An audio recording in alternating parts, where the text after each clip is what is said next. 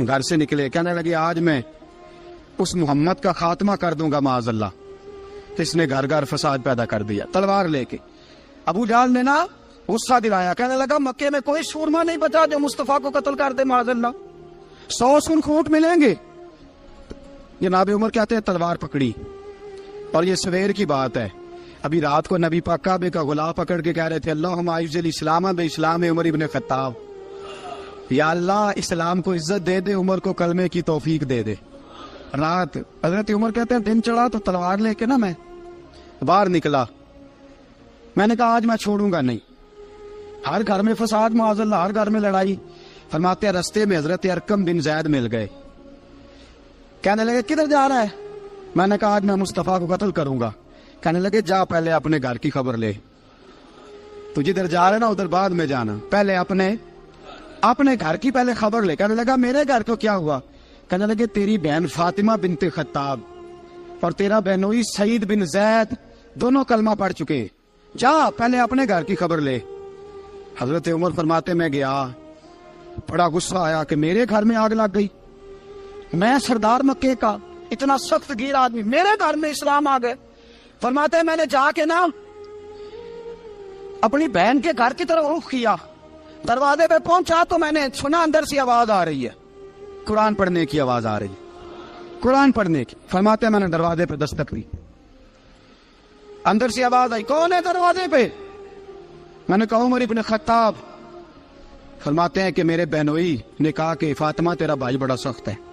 فرماتے ہیں میری بہن نے جلدی سے قرآن کے صفحے لپیٹ کے اوپر رکھ دیے. میرے بھائی جو تھے وہ میرے بہنوئی ایک دروازے کے پیچھے چھپ گئے. فرماتے ہیں میری بہن سامنے کھڑی ہے, پیار بھی بڑا تھا. میں نے جاتے ہی کہا کیا کر رہی تھی؟ توجہ ہے آپ کی؟ غلامان محمد جان دینے سے نہیں ڈرتے, یہ سر کٹ جائے یا رہ جائے کچھ پرواہ نہیں کرتے.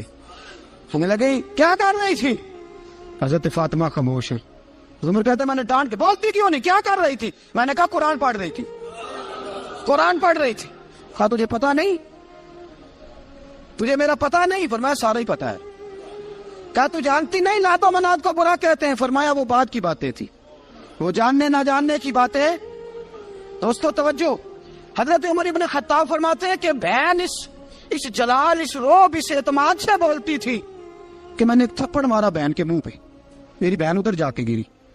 فرماتے ہیں کپڑے جھاڑ کے کھڑی ہوئی, کہنے لگی عمر ایک تھپڑ نہیں تو 1000 مار, تو 1000 مار, لیکن یہ امید نہ رکھنا کہ میں قرآن چھوڑ جاؤں گی, یہ امید نہ رکھنا میں قرآن چھوڑ جاؤں گی. فرماتے ہیں کہ میرے ہاتھ میں تلوار تھی, میں نے دستے کی طرف سے نا, دستے کی سائڈ سے تلوار بہن کو ماری زور زور سے, سر سے خون نکل آیا. فرمایا میں اپنے بہنوئی کی بڑی عزت کرتا تھا, میرا بہنوئی پردے سے نکلا بیوی کو بچانے, میں نے زور زور سے 2 تلوار کی پشتیں اس کے سر پہ بھی ماری, خون نکلا, پھر میری بہن آگے ہوئی, پھر مارا. واقعی جب خون نکلا نا بہن کا, تو میری بہن نے اپنا خون اپنے ہاتھ پہ لگا کے کہا عمر جس ماں باپ کا خون تیری رگوں میں ہے اس کا میری رگوں میں بھی ہے, اسی کا خون میری رگوں میں بھی ہے. فرمایا عمر جس باپ کی پشت سے تو ہے میں بھی اسی باپ کی پشت سے ہوں, جس ماں کی چھاتیوں سے دودھ تو نے پیا ہے میں نے بھی اسی ماں کی چھاتیوں سے دودھ. توجہ ہے آپ کی؟ میری بات سمجھ میں آ رہی ہے؟ سنیں بات. رسول اکرم صلی اللہ تعالی علیہ وسلم نے فرمایا, حضرت عمر رضی اللہ تعالیٰ نے فرماتے ہیں نبی پاک پہ نازل قرآن سنا تو جب میری بہن نے اس جلال کے ساتھ بات کی نا کہ عمر میں بھی اسی باپ کی بیٹی ہوں, میں بھی اسی باپ کی بیٹی ہوں, میں بھی اسی قبیلے کی ہوں, خبردار تو ترشرو ہو کے گالی 1000 دے, یہ وہ نشہ نہیں جسے ترشی اتار دے. فرمایا تو چارہ کر, ٹیل لگا, لیکن تو مجھے اسلام سے ہٹا سکتا؟ حضرت عمر فرماتے ہیں بہن کا جلال دیکھا تو میں ٹھنڈا ہو گیا, بہن کا جلال دیکھا تو میں نے کہا اچھا مجھے دکھاؤ کیا پڑھ رہی تھی, مجھے دکھاؤ ذرا کیا پڑھ رہی تھی. فرماتے ہیں میری بہن کہنے لگی تو کافر ہے, انما المشرکون نجس, جا پہلے وضو کر کے آ, جا غسل کر کے آ, جا پہلے نئے کپڑے دھلے ہوئے پہن کے آ, پہلے تیار ہو کے آ. حضرت عمر فرماتے ہیں میں تیار ہو کے آیا, میری بہن نے جھولی میں صفحے رکھے, قرآن پڑھے بہن, سنے بھائی, اللہ تقدیر بدل دیتا ہے. قرآن پڑھے بہن اور سنے بھائی.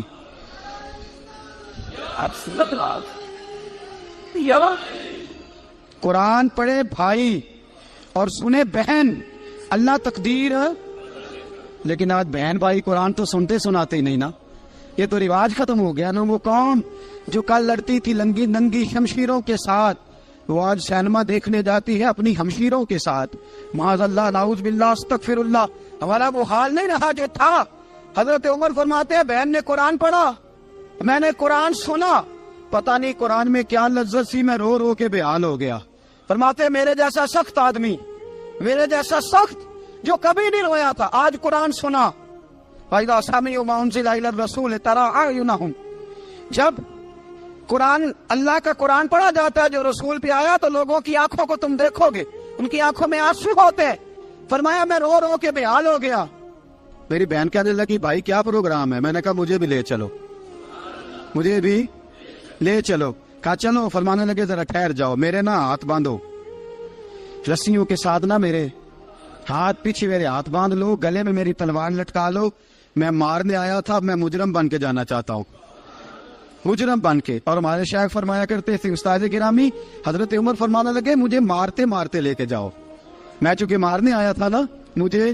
اور ایک پنجابی کا شاعر کہتا ہے حضرت عمر نے کہا گھروں آیا سا مار مکاونے نو، گھروں آیا سا مار مکاونے نو، ان مینو مار دے لے چلو.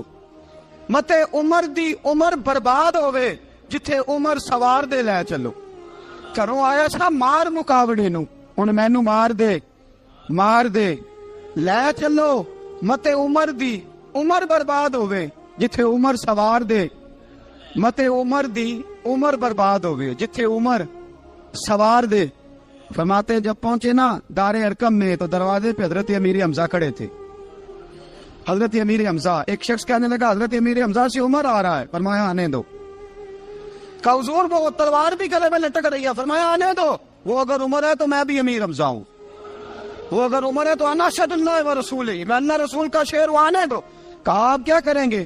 کہا ادب ملحوظ رکھے گا تو خاطر سے بٹھائیں گے، نمونہ اس کو ہم خلق محمد کا دکھائیں گے، اگر نیت نہیں اچھی تو میں اس کو قتل کر دوں گا، اسی کی تیغ سے سر کاٹ کے چھاتی پہ دھر دوں گا. میں آنے تو دو، آنے دو عمر کو. حضرت عمر آئے، دروازے میں داخل ہوئے. صحابہ فرماتے ہیں کہ حضور نے شور سنا. فرمایا کون ہے دروازے پہ؟ فرمایا عمر. فرماتے ہیں حضور اٹھے تیزی سے، چادر گر گئی، چادر. حضور تیزی سے اٹھے، کھول دو دروازہ. حضور عمر کے گلے میں تلوار ہے. فرمایا پھاٹک کھول دو. یا رسول اللہ عمر آپ کا دشمن. فرمایا کھولو دروازہ. کہا یا رسول اللہ خطاب کا بیٹا. فرمایا کھولو دروازہ. یا رسول اللہ ابو جہل کا رشت. فرمایا کھولو دروازہ. حضور ماجرا کیا ہے؟ فرمایا وہ اپنے آپ نہیں آیا، میں نے رات اللہ سے دعا مانگی ہے، میں نے مانگ کے لیا ہے، میں نے مانگ کے لیا، وہ اپنے آپ تھوڑا آیا ہے. مانگ. کھولا دروازہ، آنے دو. حضرت عمر جھٹ سے دروازہ کھلا نا، رسول پاک سامنے کھڑے ہو گئے. کیا منظر تھا. ابو بکر فرماتے ہیں تمہیں کیا بتائیں کیا منظر تھا. حضرت ارقم فرماتے ہیں تمہیں کیا بتائیں کیا منظر تھا. میرے حبیب کی گردن تنی ہوئی ہے، آنکھوں میں آنسو بھرے ہیں پر نیچے نہیں گرتے. آنسو بھرے ہیں آنکھوں لیکن نیچے ٹپکتے نہیں. میرے رسول پاک آگے بڑھے، عمر کی گردن جھکی ہوئی ہے، عمر اوپر نہیں دیکھتے. حضور آگے بڑھے، کیا کہ حضرت عمر کا کندھا زور سے ہلایا. فرمایا کیا پروگرام ہے تیرا، کیا ارادہ ہے تیرا، بول. حضرت فاروق اعظم آنکھ یوں اٹھا کے کہنے لگے سونیا بس اب کلمہ پڑھنے کا ارادہ ہے، سونیا کلمہ پڑھنے کا. صحابہ فرماتے ہیں پتہ نہیں کیا ہوا، پتہ نہیں. حضور کا اتنا جوش ہم نے کبھی نہیں دیکھا، نبی پاک کو نعرہ لگاتے ہم نے پہلے کبھی نہیں دیکھا. جب عمر نے کہا نا سونیا کلمہ پڑھنے آیا ہوں، فرماتے ہیں رسول پاک کے جو آنسو بندے ہوئے تھے نا وہ ٹپ سے نیچے گرے اور حضور نے فرمایا اللہ اکبر، اللہ اکبر. فرماتے ہیں حضور نے جب اللہ اکبر کہا تو سارے صحابہ بھی کہنے لگے اللہ اکبر، اللہ اکبر، اللہ اکبر. حضرت عمر فاروق کا عدل اور حضرت فاروق اعظم کا انصاف، اس کو دنیا جانتی بھی ہے، مانتی بھی ہے. حضرت فاروق اعظم رضی اللہ تعالیٰ عنہ قاضیوں کا تقرر کرتے وقت سب سے زیادہ احتیاط کرتے تھے کہ بندہ کس قسم کا ہے، اس کا مزاج کیا ہے، معاشرے میں اس کا وقار کیسا ہے، اس حساب سے اس کو تقرر کرتے تھے قاضی کے لیے. اور کیا حال تھا، حضرت زید بن ثابت رضی اللہ تعالیٰ عنہ کو آپ نے قاضی مقرر کیا، بعد میں معزول کر دیا۔ کیوں آپ نے معزول کیا ہے؟ تو حضرت عمر کہنے لگے اس کی وجہ ہے، ایک دن ایک شخص نے حضرت ابی بن کعب نے مجھ پر مقدمہ کیا، حضرت عمر پر مقدمہ کر دیا، تو فرماتے ہیں کہ میرے سامنے میں دیکھ رہا تھا، جب میں عدالت میں پہنچا تو زید بن ثابت نے میرا کھڑے ہو کے استقبال کیا، اور جب مدعی آیا ہے تو وہ بیٹھے رہے ہیں۔ تو میں نے کہا کہ جب آپ دونوں میں ملتے وقت انصاف نہیں کر رہے تو فیصلے میں کیسے انصاف کریں گے؟ آپ اس قابل نہیں کہ آپ کو قاضی بنایا جائے، معزول کر دیا۔ اگر میں بحیثیت مجرم، بحیثیت ملزم آیا ہوں، اگر آپ نے میرا کھڑے ہو کے استقبال فرمایا ہے تو پھر مدعی کا تو زیادہ حق بنتا تھا۔ اور ہم پر اعتراض ہے کافر کا، وہ کہتے ہیں تم عدل نہیں کر سکتے۔ بولا آدمی ہے نا، وہ دیکھتا ہے آج کل کے مسلمانوں کو، آج کل کے مسلمانوں کو دیکھ کے رائے قائم کرتا ہے۔ ہم اسے کہتے ہیں ہاں آج کل کے مسلمان نہ دیکھ، وہ جنہوں نے ڈائریکٹ نبی پاک کی نکاح سے فیض پایا تھا انہیں دیکھ، ڈائریکٹ جو رسول پاک کی نکاح کے فیض یافتہ تھے، عدل و انصاف سے بھر دی دنیا۔ حضرت فاروق اعظم عمر بن عاص مصر کے گورنر تھے، حضرت فاروق اعظم نے انہیں متعین کیا تھا۔ ان کے بیٹے کا مصر میں جھگڑا ہو گیا کسی عام آدمی کے ساتھ، گورنر کے بیٹے کا۔ گورنر کے بیٹے نے اس مصری کو ایک عام آدمی کو درے مارے، تجھے پتہ نہیں میں گورنر کا بیٹا ہوں؟ مصری نے کیا کیا، گھوڑے پہ بیٹھا سیدھے مدینے آ گیا، سیدھا مدینے۔ حضرت فاروق اعظم کے در دولت پہ پشت سے کپڑا اٹھایا، پشت سے اس نے اپنے نشان دکھائے تو جناب عمر کی آنکھوں میں آنسو آ گئے۔ ایک عام آدمی ہے، جانتے کوئی نہیں، تمہیں رو پڑے، اتنا ظلم اور میری سلطنت میں، کوڑے برسے تیری پشت پہ، فوراً بھیجا، جاؤ بلا کے لاؤ۔ حضرت عمر بن عاص اپنے بیٹے سمیت آئے، بڑی عدالت ہے۔ حضرت فاروق اعظم کے لفظ، فرمایا اس کو اس کی ماں نے آزاد پیدا کیا تھا، تو نے اسے کیوں غلام بنایا ہے؟ اس کی ماں نے آزاد جنا تھا، تو نے کب سے لوگوں کو غلام کا؟ بیٹے یہ کیا کہتا تھا؟ یہ کہتا تھا میں گورنر کا بیٹا ہوں، تجھے تو جانتا نہیں۔ فرمایا اب یہ بڑی عدالت ہے، کوڑا پکڑ اور اس گورنر کے بیٹے کی پشت پہ برسا اور اسے کہہ تو گورنر کا بیٹا ہے، میں محمد کا غلام ہوں صلی اللہ تعالی علیہ وسلم۔ اسے بتا، اسے اب بتلا کہ تو گورنر کا بیٹا ہے نا، میں نبی پاک کا غلام ہوں، اور جو مصطفیٰ کے غلام ہوتے ہیں وہ سارے برابر ہوا کرتے ہیں۔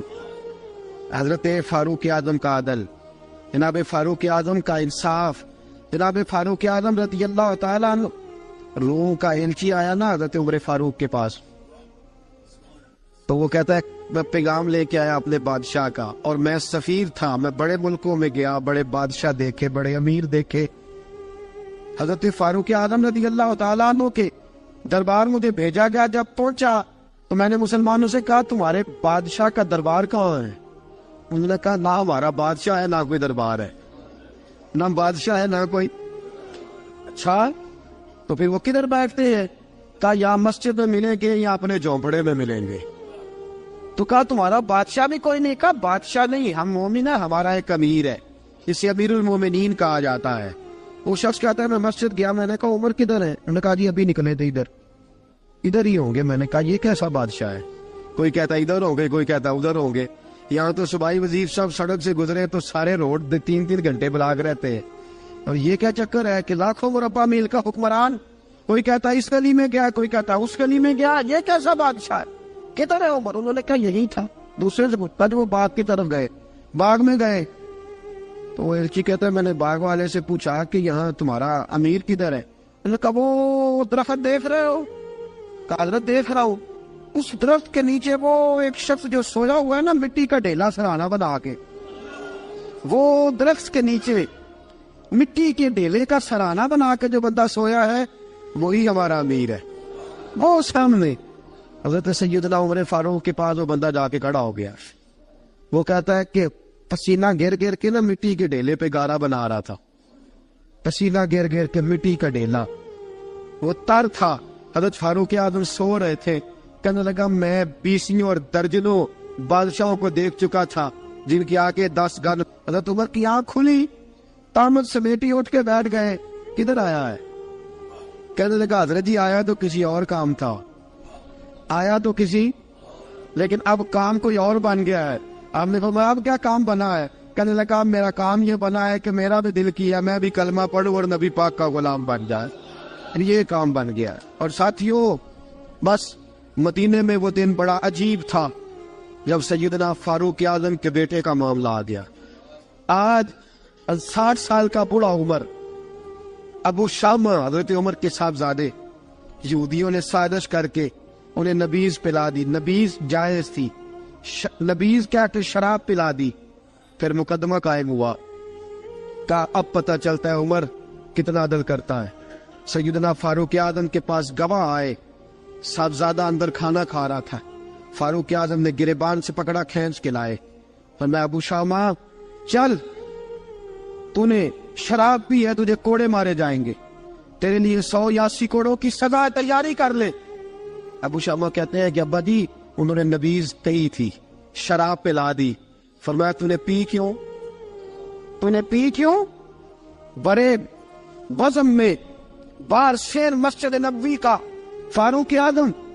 اولاد تو بزدل کر دیتی ہے نا بندے کو، اولاد تو کمزور کر دیتی ہے. آج مدینے نے عجیب ماجرا دیکھا. حضرت فاروق اعظم کی زوجہ روتی ہوئی آئی، کہنے لگی حضرت جی میرا لخت جگر ہے، ایک کوڑے کے بدلے پیدل حج کروں گی، ایک کوڑے کے بدلے صدقہ اور خیرات کروں گی. میرا بیٹا غلطی کر بیٹھا ہے، یہ کام نہ کرے. آپ نے فرمایا تو مجھے کہتی ہے میں یہ کام نہ کروں؟ تیرے حج اور تیرے کوڑے کیا کرتے؟ تیرے حج اور صدقے کیا کرتے ہیں؟ کوڑے لگانا میرے مصطفیٰ کی شریعت کا قانون ہے. تو بیٹے کی بات کرتی ہے، عمر کا اپنا معاملہ بھی ہوتا تو عمر یہی سلوک کرتا. لوگوں نے کہا حضرت جی آپ تھوڑی دیر، ابھی ان کی والدہ پریشان ہے، گھر میں پریشانی، حضرت ٹھہر جائے، کل پرسوں ترسوں سنا دے نہیں دیے گا. فرمایا تمہیں یاد نہیں جب مدینے کی ایک بی بی نے چوری کر لی تھی اور میرے مصطفیٰ کی بارگاہ میں کہا گیا تھا حضور ذرا ٹھہر جائے، سزا نہ دے، تو حضور نے فرمایا تھا اگر فاطمہ بھی چوری کرتی تو ہاتھ کاٹ دیتا. تمہیں یاد نہیں مگر مصطفیٰ کے ٹکڑے کھانے والا ہوں، میں کیوں دیر کروں؟ اس نے گناہ کرنے میں دیر کی ہے جو سزا میں دیر کروں، برساؤ کوڑے. حضرت افلا نامی غلام، حضرت جی آپ کا لخت جگر ہے. فرمایا لخت جگر نہ دیکھ، مصطفیٰ کا قانون دیکھ. میرا بیٹا نہ دیکھ، مصطفیٰ کے قانون کا قیام ضروری ہے. اگر علی بیٹے کی قربانی دے سکتا ہے، اگر لوگ فاطمہ کے بیٹے کی قربانی یاد رکھیں گے تو تاریخ کبھی بھی عمر کے بیٹے کی قربانی نہیں بھولے گی. فرمایا غلطی سے ہو گیا یا جیسے بھی، اسے خیال کرنا چاہیے تھا. کوڑے لگاؤ. 80 کوڑے لگے تو بیٹے کی روح پرواز کر گئی. جب جوان بیٹا کسی کا، کوثر نیازی نے کہا تھا باپ کا جنازہ اٹھانا بڑا آسان پر بیٹوں کے جنازے اٹھانے بڑے مشکل ہیں. جب فاروق اعظم کا بیٹے کا انتقال ہوا، بیٹے نے آنکھیں کھولی، باپ کی طرف دیکھا تو سیدنا فاروق اعظم عدل و انصاف، 2 آنسو آنکھوں میں آئے. کہ بیٹا حضور سے جا کے کہنا کہ عمر نے بیٹا نہیں دیکھا، کا تیرا قانون دیکھ، جا کے حضور سے میرا پیغام دینا. حضرت ابو شامہ رضی اللہ تعالیٰ عنہ وصال کر گئے. تاریخ کیسے کیسے منظر ازالت الخلفاء شاہ ولی اللہ کی بطور والا پیش کرو. حضرت ابو شامہ کا وصال ہو گیا، 20 کوڑے باقی تھے.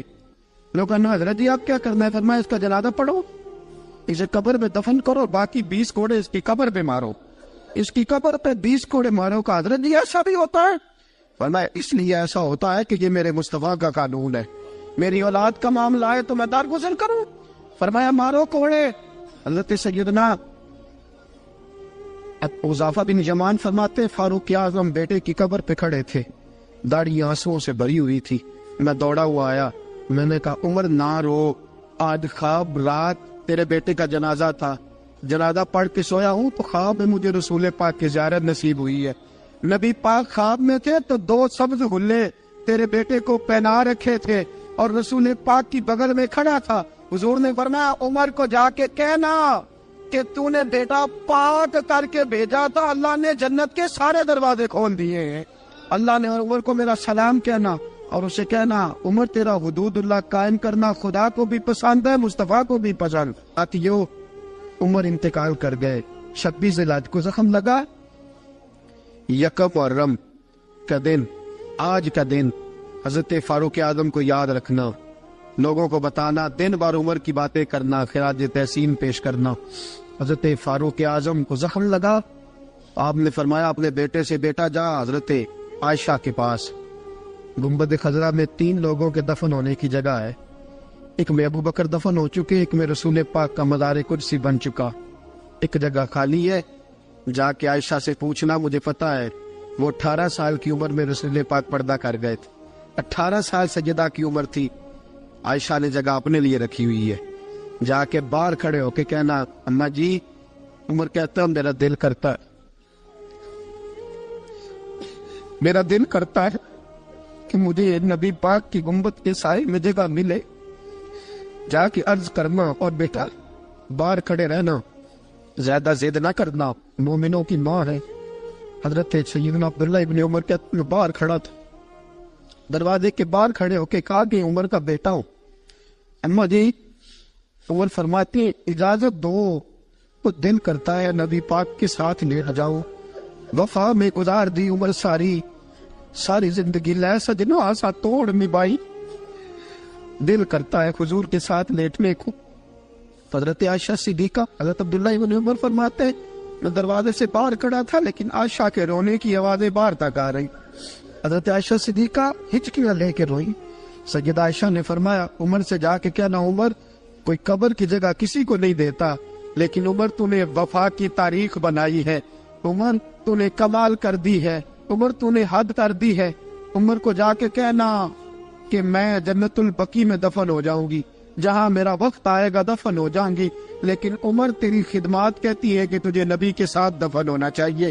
سیدنا عبداللہ ابن عمر فرماتے ہیں کہ جب دفن ہونے کے پانی پر سہیلیاں رنگا رنگ کھڑے، کرے اوس دا جانیے جس دا توڑ چڑھے، فرماتے ہیں آیا عمر کو آ کے بتایا پیشانی خون سے بھری ہوئی، عمر نے سجدے میں رکھ دی، رو کے کہا آج میری توڑ نبھ گئی ہے۔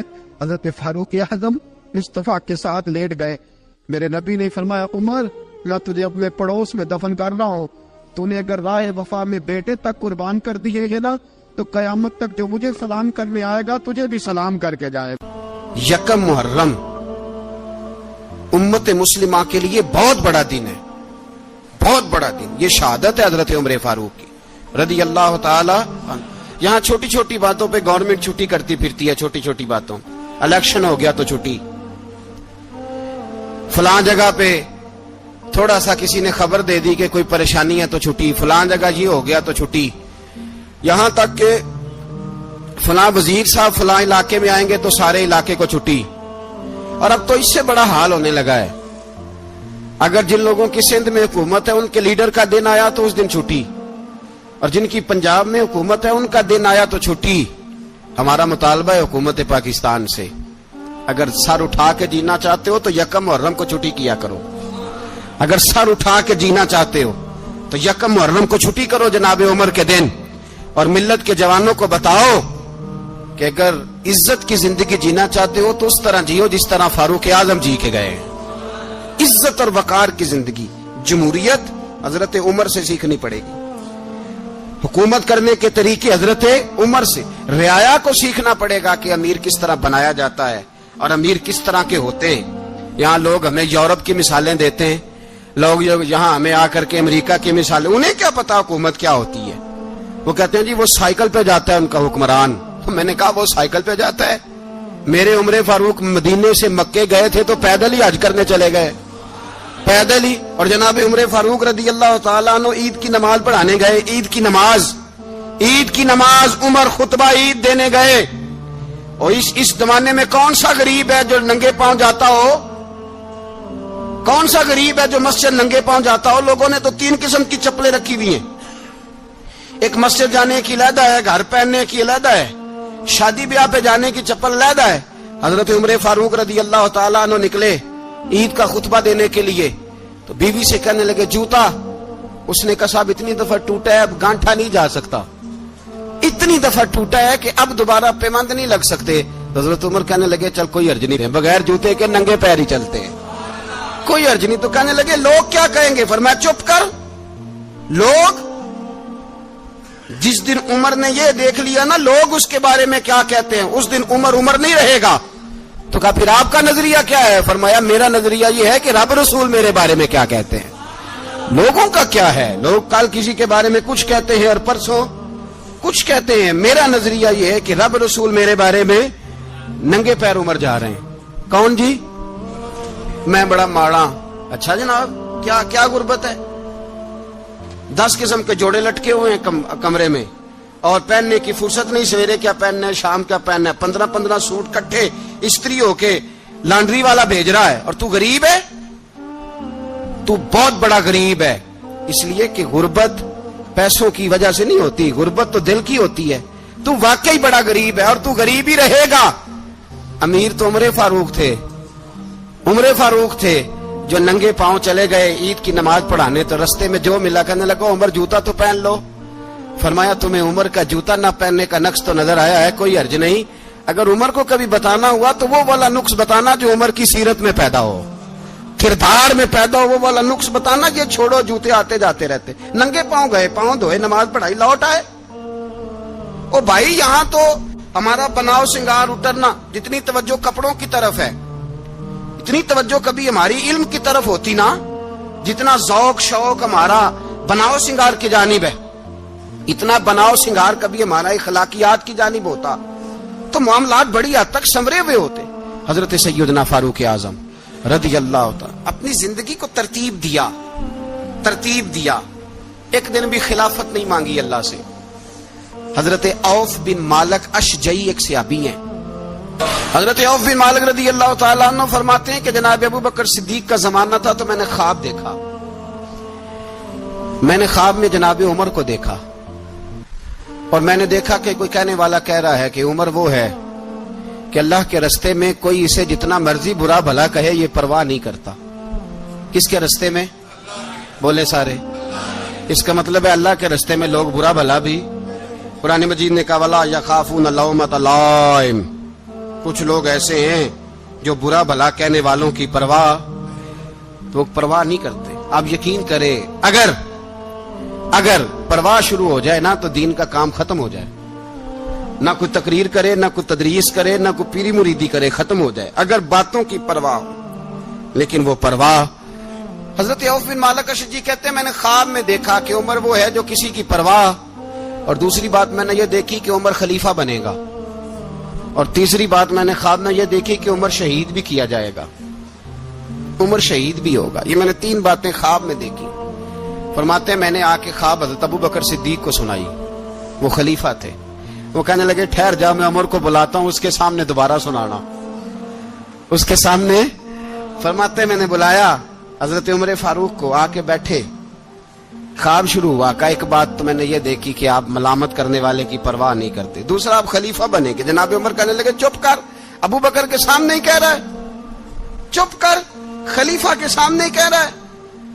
تو ابو بکر صدیق کہنے لگے عمر اسے کہنے دو, مجھے لگتا ہے رب کی رضا یہی ہے کہ میرے بعد اگر مصطفیٰ کا منبر ملے تو عمر کو ملے, اسے کہنے دو.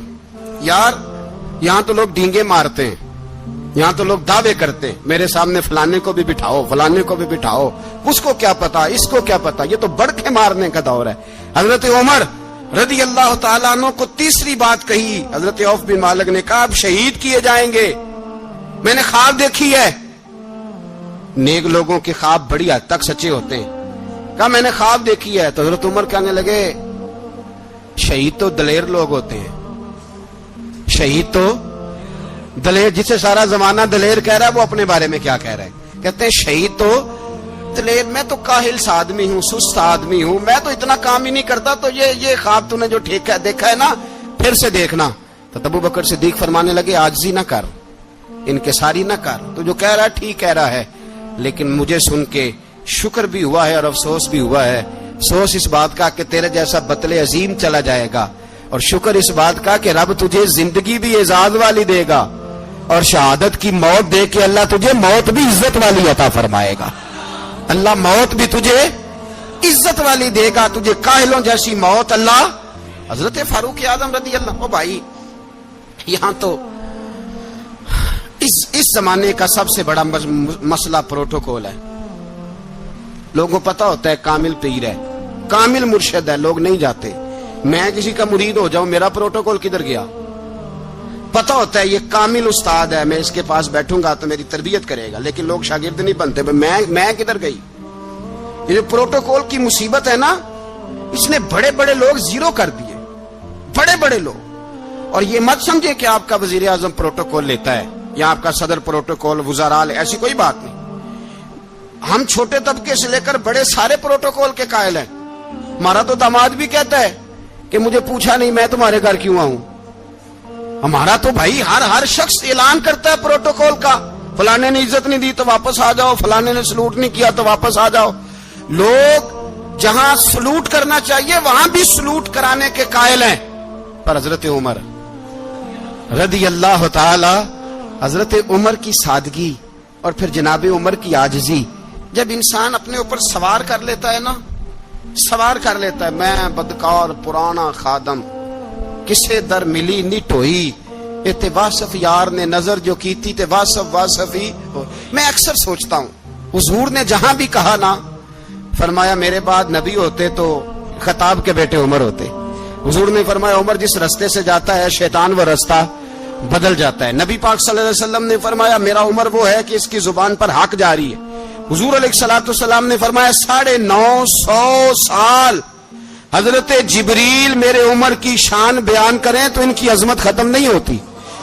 950 سال جبریل عظمت بیان کرے تو ختم نہیں ہوتی۔ یہ بات ہے حضرت عمر کی، اور فرمایا عمر ابو بکر کی نیکیوں میں سے ایک نیکی ہے، یہ شان ہے اب عمر فاروق رضی اللہ تعالیٰ عنہ کی۔ حضور نے فرمایا میرے بعد نبی ہوتے تو عمر ہوتے، جس گلی سے عمر آئے شیطان رستہ بدل جائے۔ میرے عمر فاروق کی شان 950 سال بیان ہو تو ختم نہ ہو۔ عمر کی زبان پر اللہ حق بیان کرتا ہے، جو عمر کہتا ہے وہی رب کر دیتا ہے۔ حضور ساری زندگی فضیلتیں بیان کرتے رہے، عمر جواب میں کیا کہتے ہیں؟ کوئی بتائے نا کہ یہ والی حدیثیں کبھی عمر نے بھی روایت کی ہوں کہ حضور نے میرے بارے میں یہ کہا ہے۔ یہ روایتیں وہ روایت نہیں کرتے۔ ان سے جب لوگ کہتے عمر تیری بڑی بات ہے تو عمر رو پڑتے، کہتے میں تو اونٹ چرانے والے باپ کا بیٹا ہوں، میں تو اونٹ چرانے والے باپ کا بیٹا، اونٹ چرا۔ اس سے آگے عمر گئے ہی نہیں ساری زندگی، اس سے آگے لفظ ہی نہیں ادا کی۔ اور میں تو بھائی اونٹ چرانے والا، میرا باپ تو اونٹ چرایا کرتا تھا، 10 اونٹ تھے، میری ڈیوٹی ہوتی تھی، سنبھالے نہیں جاتے تھے، ابا ڈنڈوں سے مارتا تھا۔ ساری زندگی عمر حج کرنے گئے، ایک خشک تنا کھجور کا عمر فاروق رضی اللہ تعالیٰ عنہ نے اس کو اپنے کلاوے میں لیا، رونے لگے۔ لوگوں نے کہا عمر کیا ہوا؟ فرمانے لگے یہاں میں اونٹ چرایا کرتا تھا، یہاں میں اونٹ چراتا تھا، 10 اونٹ سنبھالے نہیں جاتے تھے۔ دیکھو رسول اللہ کی شان، آج ساری امت چلانے کا طریقہ عطا فرما دیا ہے، ساری نظریے سے پیار۔ یار پیسہ کس کو برا لگتا ہے؟ آپ جس آدمی کی 50 کروڑ کی پراپرٹی ہے اس کو پوچھیں سب سے غریب، آپ کو وہی نظر آئے گا، وہ کہے گا میں ٹائٹ ہوں۔ حالات بڑے، میں کئی بار پوچھے انہوں نے، میں کہتا ترجمہ بھی 10 چھڑوں کی، ہمیں تو سمجھ نہیں آتی، اور ٹائٹ حالات کون سے ہوتے ہیں جی؟ جس آدمی کا کروڑوں میں کاروبار ہے نا، اس کو آپ چھیڑے وہ رونے لگ جائے گا، رونے۔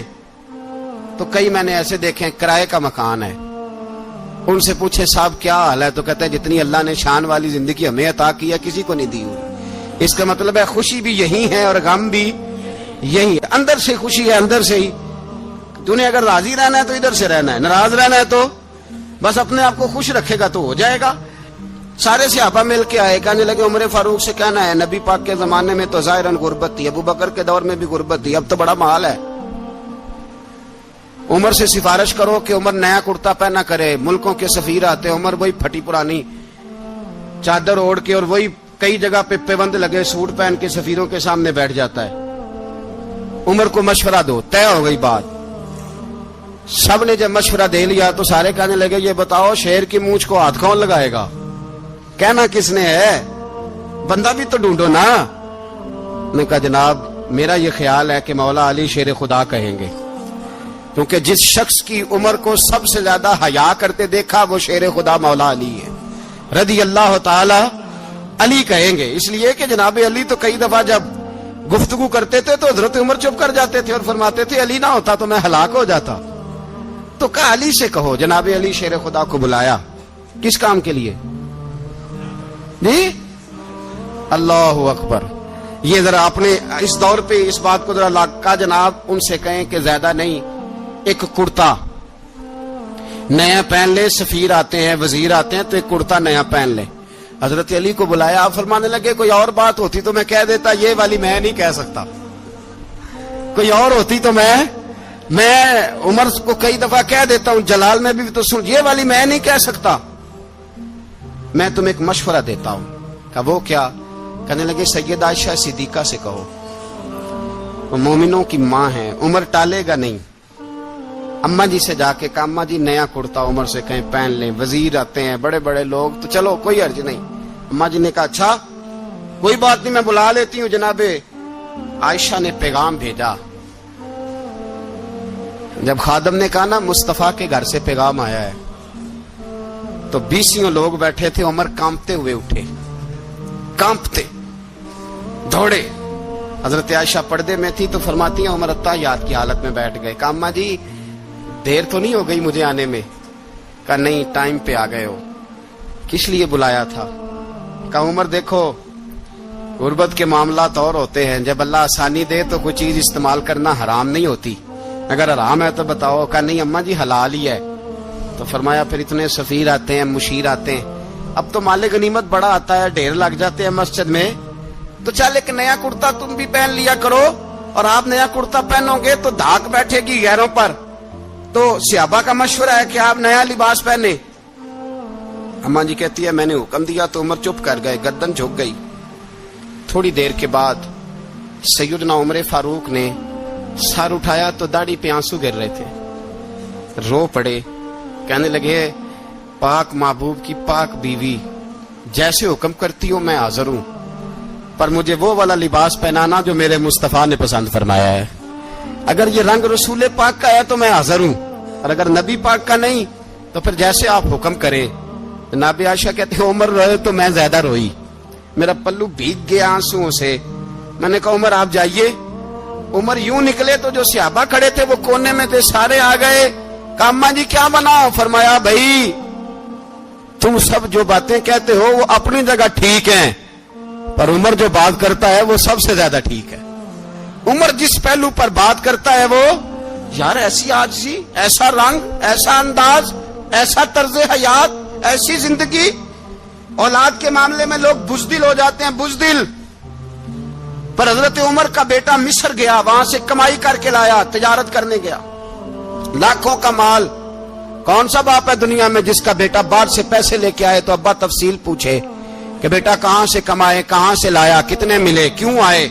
کون سا باپ تفصیل پوچھتا ہے؟ ابا تو کہتا ہے لا صحیح, اور تعریفیں کرتا ہے میرا بیٹا بڑی کمائی کرتا ہے. کبھی پوچھا ہے اس سے کہ ڈیوٹی صحیح دیتا ہے کہ نہیں؟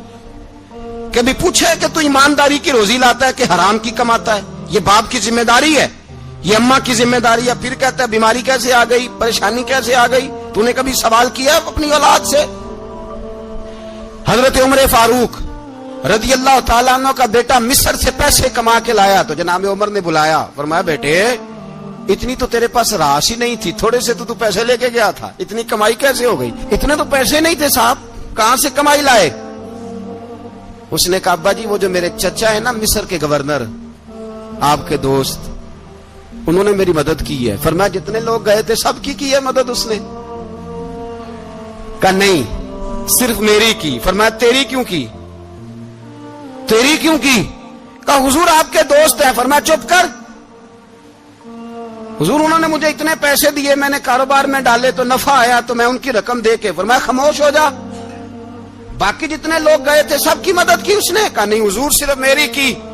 فرمایا اس نے تیری مدد نہیں کی, اس نے خلیفہ کے بیٹے کی مدد کی, اس لیے کہ وہ خلیفہ کو اپنے حق میں نرم کر سکے. فرمایا آدھا مال تیرا ہے, آدھا مال غنیمت کا ہے, مال خزانہ کا ہے, مسلمانوں کا ہے, اس لیے کہ تو جو وہاں سے مال کما کے لایا ہے وہ اپنے باپ کے خلیفہ ہونے کی وجہ سے کما کے لایا ہے, لہذا رکھ ادھر. یہاں کہتے ہیں کدھر سے آیا, کیسے آیا, کون سا حساب دیں, کیا کریں؟ او بھائی حضرت عمر رضی اللہ تعالیٰ عنہ کا اپنی اولاد کے بارے میں یہ رنگ ہے. ایک جنگ سے نا خوشبو آئی, خوشبو بڑی مہنگی ہوتی تھی, عرب میں خوشبو آج بھی بڑی مہنگی ہے, وہ زیادہ استعمال کرتے ہیں. میری باتوں کی سمجھ آ رہی ہے میرے بھائی؟ بڑی مہنگی خوشبو تھی. جب وہ خوشبو آئی تو حضرت عمر نے کہا, گھر میں پہلے پہنچی حضرت عمر کے, چونکہ زیادہ عورتیں استعمال کرتی تھی گھر کے اندر خوشبو, مرد بھی لگاتے تھے. حضرت عمر نے اپنی بیوی سے کہا، آپ کی زوجہ تو تھی وہ بڑی خوشبو کو پسند کرتی تھی، حضرت عمر نے اپنی زوجہ سے کہا کہ خوشبو لاؤ، میں نے ایک عورت کی ڈیوٹی لگائی ہے، وہ خوشبو تول کے نا تو حصہ برابر صحابہ میں بانٹ دے گی۔ تو آپ کی زوجہ کہنے لگی کسی بی بی کی ڈیوٹی لگانے کی کیا ضرورت تھی، میں جو موجود تھی میں بانٹ دیتی ہوں تول کے حصہ برابر۔ آپ نے فرمایا نہیں تو رہنے دے، اور فلانی بی بی بانٹے گی۔ کہا حضور میں نے بھی بانٹنی ہے، میرے پہ کچھ حق ہے؟ آپ نے فرمایا نہیں، تو تفصیل نہ پوچھ، تو خوشبو دے دے، کوئی اور بانٹے گی۔ خاتون خانہ تھی نا، کہنے لگی نہیں مجھے بھی آج آپ کو بتانا ہی پڑے گا کہ کوئی جو بانٹ سکتی ہے تو میں کیوں نہیں بانٹ سکتی؟ زوجہ کہتی عمر نے بات کی تو میری چیخیں نکل گئی۔ حضرت عمر فرمانے لگے جب تو خوشبو بانٹے گی نا تیرے ہاتھوں کو بھی لگے گی، تیرے دوپٹوں کو بھی لگ جائے گی۔ اگر رب کریم نے مجھ سے سوال پوچھا کہ عمر خوشبو تو مسلمانوں کی تھی، تیری بیوی کے دوپٹے کو کیوں لگ گئی، تو میں اللہ کے حضور کیا جواب دوں گا؟ اگر اللہ نے یہ سوال کیا کہ تیری بیوی نے کیوں لگائی، وہ تو حصہ تھا مسلمانوں کا، تو نے تیری بیوی نے کیوں لگائی؟ تو فرمایا میں نہیں چاہتا کہ اللہ کے حضور مجھے اور تجھے باز پرس ہو، لہذا کسی اور کو بانٹنے دے۔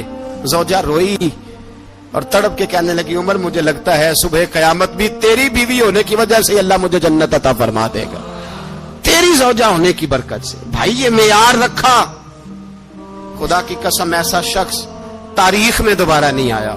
اتنا بڑا آدمی، اتنا بڑا شخص، اتنا بڑا آدمی، اور پھر رنگ یہ ہے کہ عمر 22 لاکھ مربع میل کا حکمران، 22 لاکھ، اور کھجور کے درخت کے نیچے مٹی کا ڈھیلا لے کے سو گئے ہیں، پرواہ کوئی نہیں، کوئی مسئلہ ہی نہیں۔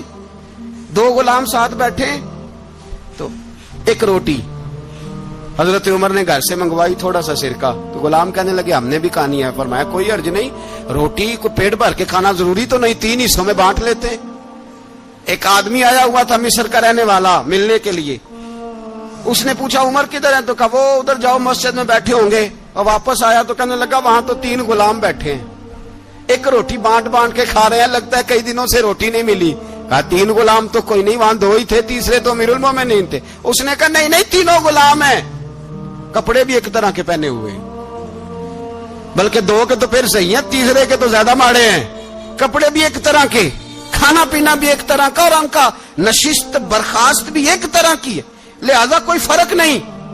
حضرت ابو ہریرہ کہتے ہیں میں لے کے آیا، اور جناب عمر کو جب میں نے کچی زمین میں تامت سمیٹ بیٹھے دیکھا تو میں رو پڑا۔ میں نے اس مصر سے آنے والے کو کہا تو اس کے جلوے دیکھ، اگر اس کی ذات میں اتنا حسن ہے تو محمد عربی کا مقام کیا ہوگا؟ یہ مقام غور ہے، مقام غور۔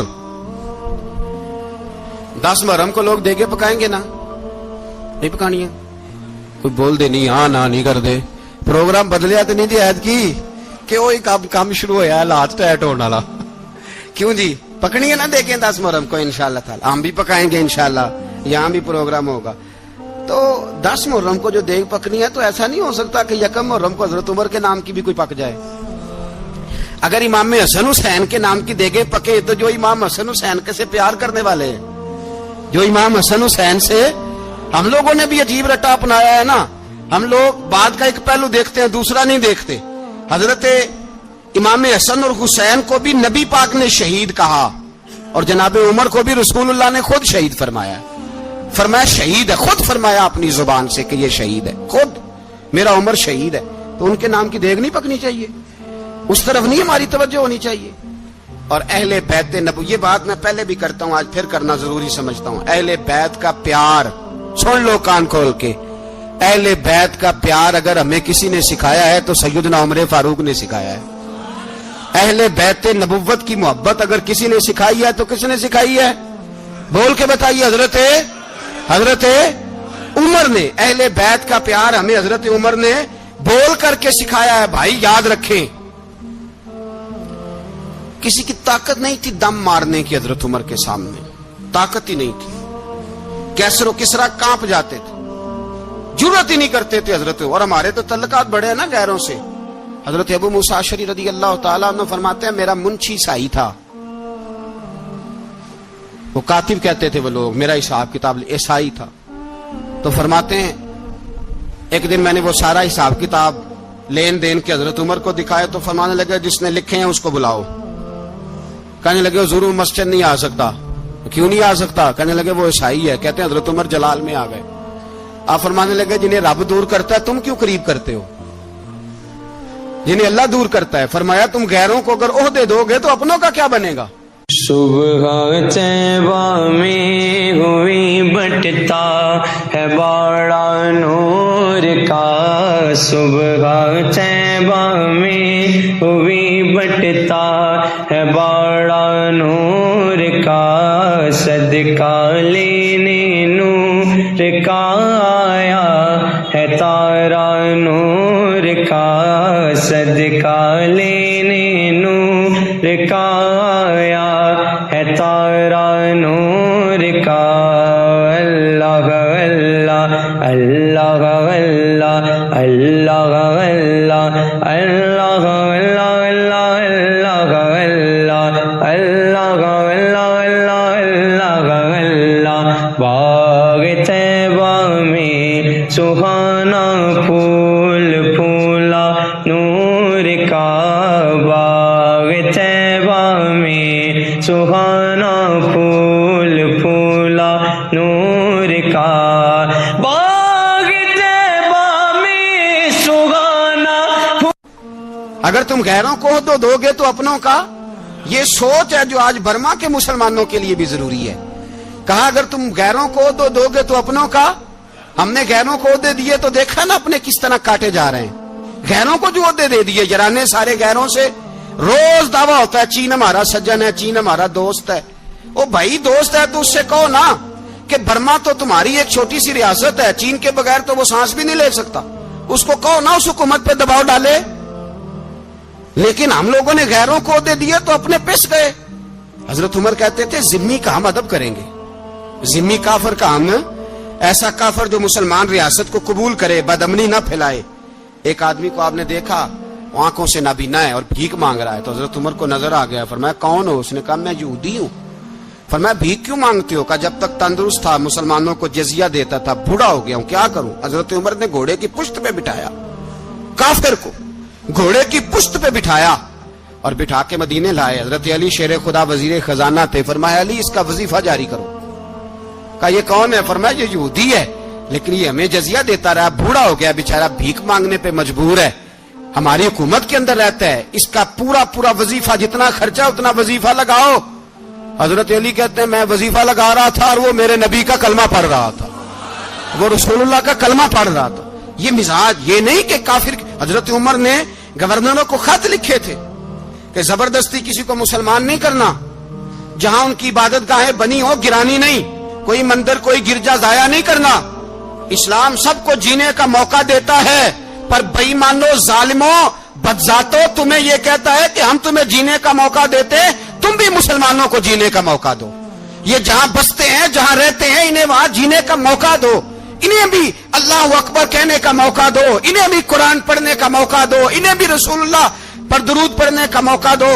ہمارے ملک میں عیسائی اپنی مرضی سے کھلے عام تبلیغ کرتے ہیں. یہاں تو چینل چلائے ہیں عیسائیوں نے. کسی مذہبی جماعت نے کبھی جلوس نکالا کہ عیسائیوں کا چینل بند کرو؟ بولے نکلا ہے کہ نہیں نکلا؟ کتنے ظلم کی بات ہے. ہم جب غیر کو اتنا تحفظ دیتے ہیں, اتنا تحفظ دیتے ہیں. ہم نے دیکھا ہے, مجھے بیسیوں لوگوں نے عید پہ ٹیلی فون کیے کہ عیسائیوں کو قربانی کا گوشت دے لیں, مجبور ہیں جی, دروازے پہ آ گئے ہیں, ہمارے کام کاج کرتے ہیں. بیسیوں لوگ, عام آدمی کے دل میں ان کا اتنا جذبہ ہے. وہ مسائل کا بیان کرنا ایک علیحدہ بات, لیکن ہمارے دل کافر کے حق میں بھی نرم ہو جاتے ہیں. تم کس قدر زیادہ بے ایمان ہو اور کفر کس قدر زیادہ ذلیل ہو گیا ہے کہ مسلمان کے حق میں نرم ہوتا ہی نہیں. اور اس سے بڑے ذلیل وہ ہیں جو ان ذلیلوں کے سپورٹر ہیں. وہ کسی عرب ملک کے حکمران ہو یا کسی اور جگہ کے, وہ بڑے ذلیل ہیں جو ان ذلیلوں کے سپورٹر ہیں, جو برما کی بچیوں کے قتل پر اپنی حکومتیں چمکا رہے ہیں. انہیں شرم نہیں آتی. اس قدر مسلمان تڑپا ہے لیکن ان بے غیرتوں کو ذرا ہوش نہیں آئی. اور یہ ان کے کماش, ان کے دلال جو ہر جگہ ان کی سپورٹ کر کے اپنی حکومتیں قائم کرتے ہیں, بے ایمانوں کو پتہ نہیں کہ کب ان پر اللہ کا عذاب اترے گا اور کس طرح ان کے پرخشے اڑیں گے. تمہیں اپنی ذلت اور رسوائی نظر نہیں آ رہی کہ زمین کس طرح تمہارے لیے تنگ ہو گئی ہے؟ اس سے زیادہ اور تمہاری رسوائی کیا ہوگی؟ ڈرو اللہ سے, اور یہ تو دنیا کا عذاب ہے. ان بطش ربک لشدید, میرا رب کہتا ہے قیامت تو قائم ہونے دے. اتنا سخت تیرے رب کی پکڑ ہے, اتنی کسی دوسرے کی ہو سکتی؟ یاد رکھیں اور تھوڑا احتیاط کریں. ہم سب لوگ بھی, جو ہم لوگ آدھی زبان بول کے بھی ان کی سپورٹ کرتے, اب شرم آنی چاہیے ہمیں ان حکومتوں کی سپورٹ کرتے جو مسلمانوں کی لاشوں کے اوپر حکومتیں قائم کرتے ہیں. شرم آنی چاہیے. بہرحال بات دور نکل جائے گی اور میں اپنے مضمون پہ رہتا ہوں. اہل بیت کا پیار اگر سکھایا ہے تو جناب عمر نے سکھایا ہے رضی اللہ تعالی عنہ. امام حسن ملنے, آپ یقین کریں میں جب اس واقعہ کو پڑھتا ہوں تو میرا دل جھوم جاتا ہے. میں کہتا ہوں یار ڈاڈا ہونا اپنی جگہ پہ, عشق ہونا اپنی جگہ پہ, انسان کا باوقار ہونا اپنی جگہ. جہاں کھڑے ہونا تھا وہاں یہ کھڑے ہوتے تھے اور جہاں جھکنا تھا وہاں یہ. ان لوگوں میں اقبال نے کہا تھا تیری نگاہ ناز سے دونوں مراد پا گئے, عقلے کی یاب و جستجو, عشق حضور و اضطراب. جہاں اگر آیا ہے سامنے کیسر و کسرا تو عمر جیسا دلیر کوئی نہیں. اگر سامنے آیا ایران کا بادشاہ تو عمر جیسا تگڑا کوئی نہیں. اگر آیا ہے سامنے غسان کا بادشاہ تو عمر جیسا عادل کوئی نہیں. لیکن اگر علی کا بیٹا آیا ہے, اگر فاطمہ کے لال پارے آئے ہیں تو پھر فاروق اعظم سے جیسا محب کوئی نہیں, پھر ان سے جیسا پیار کرنے والا کوئی نہیں. اندر بیٹھے ہیں جناب عمر, اندر تنہائی میں کچھ وزیروں سے گفتگو ہو رہی ہے, میٹنگیں جاری ہیں. آپ کے بیٹے ملنے آئے جناب عبداللہ ابن عمر. ابا جی ملنا ہے, بات ٹھہرو بات کر رہا ہوں, کوئی نہ اندر آئے.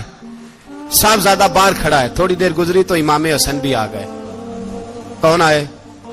آپ کو جو ملے گا امام صاحب کا نام لینے سے, وہ سردار ہیں جنتیوں. کون آئے؟ سارے بولیے. امام حسن, تیری نسل پاک میں ہے بچہ بچہ نور کا, تو ہے نے نور تیرا سب کرانا. امام حسن آئے تو حضرت عبداللہ ابن عمر کو دروازے پہ کھڑے دیکھا. کہا امیر المومنین کہاں ہیں؟ کہنے لگے حضرت عمر کے بیٹے. کہنے لگے وہ اندر بیٹھے, کچھ میٹنگ ہو رہی ہے, اور انہوں نے کہا کوئی اندر نہ آئے, لیکن آپ جانا چاہیں تو چلے جائیں.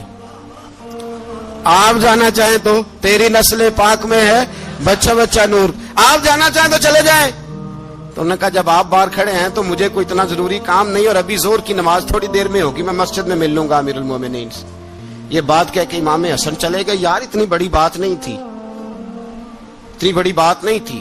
وہ میرے استادوں کا بیٹا بھی آئے تو کہا ٹھیک ہے جی وہ سوئے ہوئے ہیں, کوئی غرض نہیں یار میں ٹھہر کے آ جاؤں گا. کوئی بڑی بات نہیں تھی, دیکھا جائے تو بڑی بات نہیں تھی, پر بات بہت بڑی تھی اس لیے کہ یہ خالی حسن نہیں, یہ حسن ابن علی ہے, یہ حضرت فاطمہ کے لخت جگر. حضرت عمر باہر نکلے, عبداللہ ابن عمر سے پوچھا کوئی آیا تو نہیں؟ تو کہا حضور امام حسن آئے تھے. تو کہا پھر شہزادے کو اندر کیوں نہیں بھیجا؟ کہا میں نے کہا تھا. وہ کہنے لگے اگر امیر المومنین مصروف ہیں تو میں ظہر میں مل لوں گا. حضرت عمر رونے لگے. فرمایا بیٹے تو نے اچھا نہیں کیا. پھر مسجد نہیں گئے, سیدھے امام حسن کے دروازے دستک دی. امام حسن باہر آئے. کہا شہزادے آئے تھے تو ملے کیوں نہیں؟ تو امام حسن کہنے لگے حضور آپ کا اپنا بیٹا دروازے پہ کھڑا تھا, آپ کا اپنا بیٹا دروازے پہ کھڑا تھا, اور منع بھی کیا تھا آپ نے تو میں زور میں مل لیتا. حضرت امام حسن فرماتے جوش جذبات میں جناب عمر نے سر سے پگڑی اتار دی, جوش جذبات میں. کہنے لگے حسن میرے بیٹے کا اور آپ کا کیا مقابلہ؟ کیا اس کی ماں کا نام فاطمہ الزہرا ہے؟ کیا اس کی نانی کا نام خدیجہ الکبریٰ ہے؟ کیا اس کے نانے کا نام محمد مصطفیٰ ہے؟ آپ کا اور اس کا کیا مقابلہ؟ پھر رو پڑے اور کہنے لگے بیٹے میں مکے کے صحراؤں میں اونٹ چرایا کرتا تھا, یہ جو میرے سر پر عزت کے بال ہیں یہ تیرے نانے کے اگائے ہوئے, میں مکے کے خبردار شہزادے خبردار. او بھائی اہل بیت نبوت کے ادب کا رنگ اگر سکھایا ہے تو سیدنا عمر نے سکھایا ہے. حضرت عمر فاروق اتھارٹی ہے, اسلام کی اتھارٹی. یکم محرم حضرت عمر کی شہادت ہے. یہودی بول اٹھا, کافر بول اٹھا, اگر 6 مہینے عمر دنیا میں اور رہتے تو دنیا میں کوئی کافر موجود نہ ہوتا. 6 مہینے. اور جب اس بطل جلیل کا جنازہ اٹھا, اللہ بخاری پڑھیے نا, اللہم ارزقنا شہادت فی سبیلک, اللہ بسترے کی موت نہ دینا, شہادت کی دینا. عمر شہید ہوئے, مسجد نبوی میں نماز پڑھاتے. اور جب جنازہ اٹھا تو مدینے کا پھر پیچھے جو دلیر بچے وہ مولا علی تھے. مولا علی جناب عمر کا جنازہ اٹھا تو سب سے پہلی ہائے جو نکلی وہ حضرت علی کی زبان سے نکلی, اور حضرت علی کی ساری داڑھی آنسوؤں سے بھر گئی. لوگوں نے کہا کہ علی کیا ہوا؟ فرمانے لگے تم دیکھ نہیں رہے جنازہ کس کا اٹھا ہے؟ پلٹ کے دیکھو تو صحیح, پتہ نہیں یہ کون گیا ہے. کہ حضور کیا ہوا؟ اب فرمانے لگے عمر اس طرح کے کام کر کے گیا ہے, اب ان کے رستوں پہ کون چلے گا؟ کون اس کے جگر راہ وفا میں میں نقش ایسے چھوڑ آیا ہوں, میں جس منزل سے گزرا ہوں وہ اب تک یاد کرتی ہے. حضرت علی حضرت عمر کے جنازے پہ کھڑے ہو کے کہتے ہیں اللہ مجھے اس طرح کے عمل کرنے کی توفیق دے جس طرح کی عمر کر کے گیا. میرے بھائی بطل عزیز بطل حریت حضرت عمر رضی اللہ تعالیٰ عنہ جو اپنی زندگی انقلاب والی گزار کے گئے. عمر جب دنیا سے گئے تو 80 دینار کا قرضہ تھا, 22 لاکھ مربع میل کا حکمران, اور اپنے بیٹے سے کہنے لگے بیٹے کوشش کرنا تیرے خاندان والے مل کے میرا قرضہ اتار دے, میری قبر پہ بوجھ نہ رہے, اور اگر خاندان والے مدد نہ کریں تو میرے دوستوں سے بات کرنا, وہ مدد نہ کریں تو پھر علی سے بات کرنا. ان کا پیار آپس میں اتنا, اور تو اختلاف ثابت کر رہا. 80 دینار کا قرضہ چھوڑ کر حضرت عمر دنیا سے گئے, اور جاتی دفعہ کہہ گئے میرے بعد میرے بچوں کو حکومت کے مشورے میں بھی شامل نہ کرنا, حکومت کے مشورے میں بھی میری اولاد شامل نہ ہو. اتنا بڑا شخص اتنا بڑا رنگ دے کے یکم محرم کو جب عمر فاروق کا وصال ہوا تو بیٹے سے کہنے لگے اما عائشہ سے جا کے کہو میرا بھی نبی پاک کے روزے میں دفن ہونے کو دل کرتا ہے. ایک قبر کی جگہ ہے اما جی نے اپنے لیے رکھی ہے, بخاری ہے بخاری. حضرت عائشہ کے پاس صاحبزادے گئے, کہنے لگے اما جی عمر کو زخم لگ گیا ہے, حالت بڑی پریشانی والی ہے. وہ کہتے ہیں اگر اما اجازت دیں. سید عائشہ رو پڑی, فرمانے لگی کہ اپنی قبر کی جگہ تو نہیں نہ کسی کو دیتا, پر عمر نے کمال ہی بڑا کیا. اسے کہو جاؤ گنبد خضرا میں قیامت تک جو مصطفیٰ پہ اور ابو بکر پہ سلام پڑے گا وہ تجھ پہ بھی سلام پڑھ کے جائے گا, جاؤ میں نے جگہ دی.